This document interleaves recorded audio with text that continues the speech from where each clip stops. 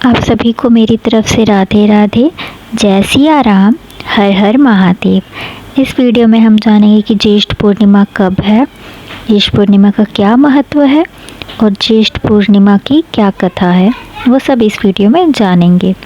ज्येष्ठ पूर्णिमा जो पंचांग के अनुसार है, पूर्णिमा तिथि 10 जून 2025 को सुबह 11:35 को प्रारंभ होगी और 11 जून 2025 दोपहर 1:13 पर समाप्त हो जाएगी। तो ज्येष्ठ पूर्णिमा 10 और 11 जून दोनों दिन ही है।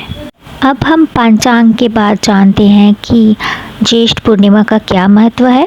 ज्येष्ठ पूर्णिमा सावित्री से जुड़ी है, जिन्होंने अपने विवाहित जीवन में भक्ति और पवित्रता का परिचय दिया। परंपरा ये मानती है कि सावित्री की अटूट भक्ति और भगवान यम से उनकी याचना के परिणाम स्वरूप उनके पति सत्यवान पुनर्जीवित हो गए थे। विवाहित महिला अपने पति की लंबी उम्र और सुखी वैवाहिक जीवन के लिए आशीर्वाद प्रदान करने की आशा से इस दिन ब्रह्मा, सावित्री, यम, नारद और सत्यवान की पूजा करती हैं। ऐसा माना जाता है कि ज्येष्ठ पूर्णिमा मनाने से कई फायदे होते हैं, जैसे महिला और उनके परिवार के लिए सफलता, खुशी और समृद्धि। ऐसा माना जाता है कि जो विवाहित महिलाएं इस दिन व्रत रखती हैं, उनका वैवाहिक जीवन लंबा और सुखमय होता है। माना जाता है कि शुभ होने के अलावा गंगा में पवित्र स्नान करना शारीरिक और मानसिक दोनों तरह से स्वस्थता प्रदान करता है और इच्छाओं को पूरा करता है। ज्येष्ठ पूर्णिमा एक प्रिय और महत्वपूर्ण त्यौहार है, क्योंकि महिलाएं अपने परिवार की समृद्धि और खुशी निश्चित करने के प्रयास से यह पूजा करती हैं। ज्येष्ठ पूर्णिमा व्रत कथा। ज्येष्ठ मास की पूर्णिमा को वट पूर्णिमा या ज्येष्ठ पूर्णिमा कहा जाता है। इस दिन वट यानी बरगद वृक्ष की पूजा की जाती है और सुहागन स्त्रियां अपने पति की लंबी उम्र के लिए ये व्रत रखती हैं।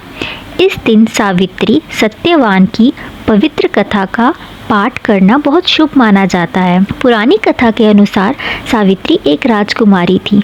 वह बहुत ही बुद्धिमान थी, साहसी थी और धर्मपरायण थी। उसने तपस्वी जीवन जीने वाले सत्यवान को अपना पति चुना, लेकिन नारद मुनि ने सावित्री को बताया कि सत्यवान अल्पायु है और 1 साल के भीतर उसकी मृत्यु हो जाएगी। फिर भी सावित्री अपने निर्णय पर अड़िग रही और सत्यवान से विवाह कर लिया। सावित्री ने अपने पति के साथ वन में रहना शुरू कर दिया। जब मृत्यु का दिन आया, सत्यवान लकड़ी काटने के लिए जंगल गया और वहीं गिर पड़ा। यमराज उसकी आत्मा लेने के लिए आए, लेकिन सावित्री ने यमराज का पीछा किया और उनसे धर्म की बातें करते हुए उनका दिल जीत लिया। यमराज ने उसकी भक्ति और पति के प्रति प्रेम को देखकर उससे 3 वरदान मांगने को कहा। सावित्री ने पहला अपने ससुर का खोया हुआ राज्य वापस मांगा, दूसरा 100 पुत्रों का वर मांगा और तीसरा वरदान सत्यवान का जीवन मांगा।